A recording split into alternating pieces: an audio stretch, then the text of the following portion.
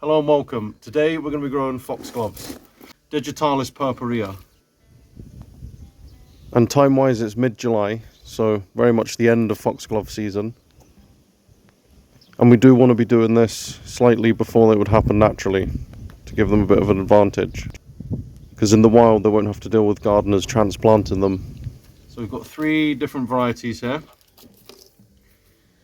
We've got dwarf red, which is a purpurea type. We've got the one I'm most excited about, which is monstrosa, which has got a really interesting mutation on the top flower. I'll stick a picture up on the screen to have a look at that. The only supplier we found for those is a place called Gelato Seeds, or RP Seeds. So this is a new one we're trying called Alba Seeds, though I believe they source it from RP anyway. And the last one we're going to try is Apricot Delight. Now, them being biennial, this is about the latest we'd want to sow them. You can sow them as early as April, and you're going to grow them on, and then you're going to plant them out this year, and then next year you'll get flowers. They don't always die after then, they're not always strictly biennial, but most of the time that's it. And do note as well, there's a lot of digitalis, like digitalis lanata, that we've started off much earlier, and this is about the stage we have it at in July. So our mix is going to be topsoil and compost. A lot of the peat-free compost is a little bit woody now, and we want something that's quite fine. So we're using quite a clayey topsoil. So you want to come in and have a look at that. Just zoom in on the compost there.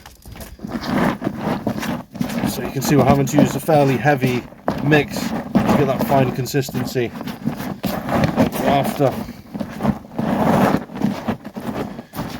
So we've moved round to this side of the house because it's a bit windy, and digitalis seeds, digitalis purpurea seeds are quite small, so the slightest breeze could knacker the operation. So we're going to fill these up.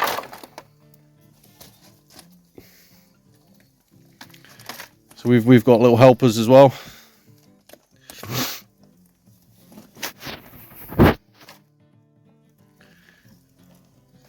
And what we're looking to do is fill these most of the way to the top.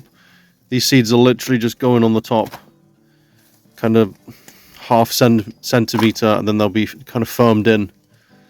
We don't need to cover them at all, really. And they're so small that we don't want to risk burying them too deeply.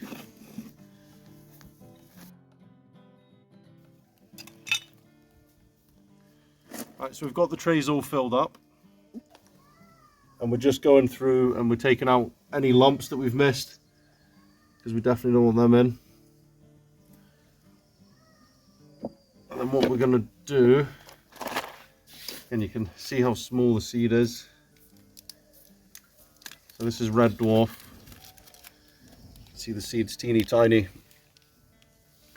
Again, you do want to watch, as all parts of the plant are poisonous, same as the seed, so you don't want to get this inside you in any way.